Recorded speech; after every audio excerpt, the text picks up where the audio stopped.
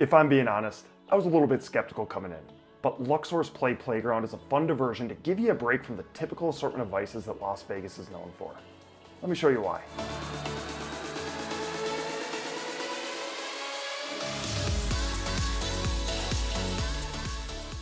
Play Playground is an adult-only attraction with 20 oversized games testing your physical agility, mental acuity, reaction time, fine motor skills, and ability to stick to an inflatable wall while wearing a Velcro suit. Ticket packages come in two distinct flavors. The standard all-day pass costs either $37 or $49 depending on the day and gives you enough credits to play 12 games. For $95, you'll be a VIP, or a very important player, able to play 24 games. You'll also be able to skip the line at entry, receive a signature cocktail, and you'll also receive a souvenir cup and hat, which they describe as epic. Ike and I opted for the cheaper $37 all-day pass, which we purchased in advance online.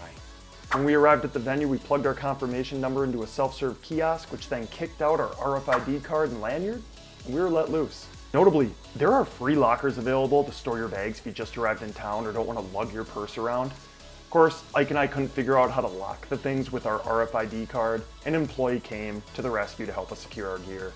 And employee helpfulness and overall friendliness was a massive win throughout our entire visit. Of course, my brother and I are incapable of simply enjoying an activity like this without betting on it.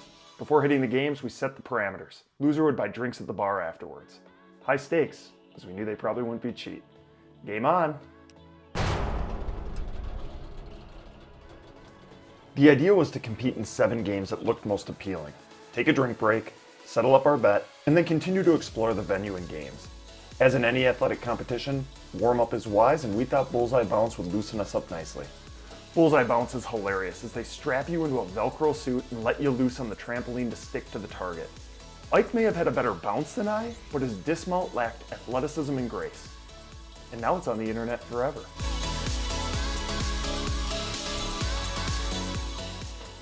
We kick things off with one of Play Playground's most popular games, which tasks you with walking down a balance beam and back without getting knocked off. Those poker chips look light and fluffy, but I can assure you, they have some weight to them. While I navigated this like a toddler who just learned how to walk, Ike demonstrated the nimbleness of a house cat.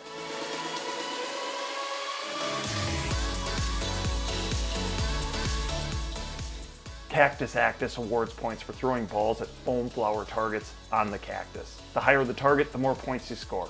My height gave me an advantage, but I gotta admit, I was sweaty as hell after this one.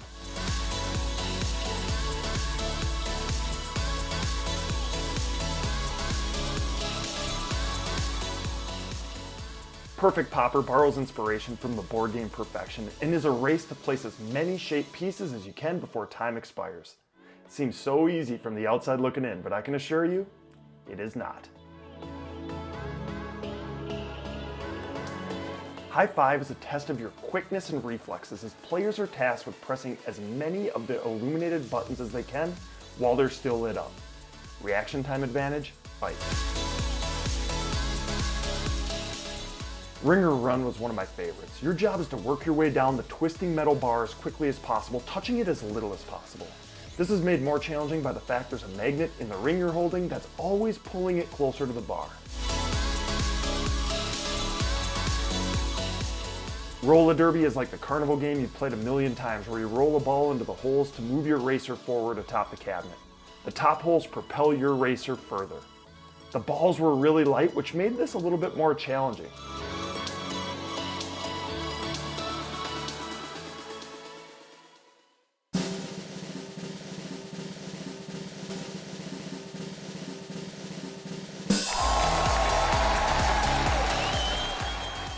In adult venue, Play Playground serves an assortment of cocktails, beer, and bottle service, whatever the hell that is, at their sweet-looking bar in the middle of the venue.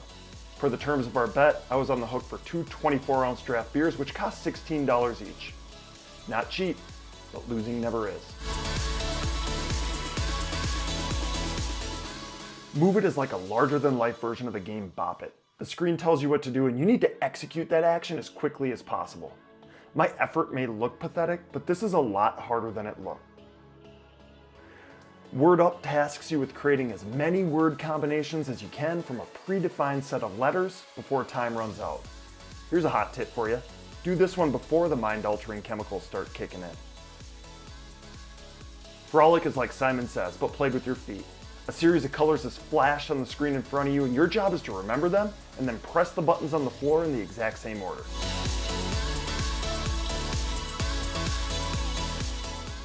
Biggie Ball is a giant tiltable maze. As a player, you want to navigate the ball to the best of your ability to the holes worth more points while avoiding the less valuable holes.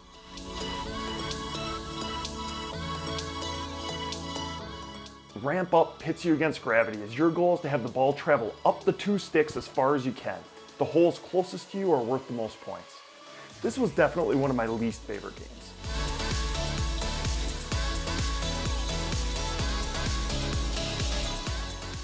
There are also a good number of freebies scattered about that included little puzzles, toys, ball mazes, a larger than average light bright that somebody got inappropriate with, and even a giant spiraling slide that I don't recommend doing if you're 6'5" tall. Uniquely, there's a room filled with metallic inflatable balls that makes for a cool photo op, and even a little bounce house that was a really bad idea to hop through after filling my guts with beer. There's even a free photo booth with props and signs that helped Ike commemorate his big win. Employees are scattered about the venue and are eager to explain games, making things so much more approachable. There was even a few times where they'd give us a free game so we could try them out before spending our own credits, which was pretty cool. In all, it took about 2 hours for us to use our credits, and visiting right when Play Playground opened on a weekday was perfect as we never had to wait in a line. I'll add that the cheaper package that provided 12 games was perfect. I had a blast, but I was sweaty, tired, and ready to move on after 12 games. Not sure I'd have the 24 games in me that more expensive VIP package would have provided. Is this possibly a little bit overpriced at $37 per person or around $3 per game? Maybe, but we both felt like this was quite a bit of fun and felt like we got good bang for our buck. Most games aren't super quick, and we were chuckling at our own ineptitude the entire time. The competitive juices were flowing. This is obviously the type of attraction that's going to appeal to a very specific subset of Vegas visitors, and you likely already know from the video whether or not this is something that you'd enjoy. As for Ike and I, we thought this was a worthy change of pace from the typical Vegas activities of gambling, drinking, and ripping cigs. Some good, clean fun that couples or groups are likely to enjoy. Hey, thank you so much for watching. Make sure you subscribe to our channel and hit the bell to be notified when new content is available. I also send out a weekly newsletter on Fridays, sharing Las Vegas travel news and current events, and I'll place a link to that sign-up form in the pinned comment below as well.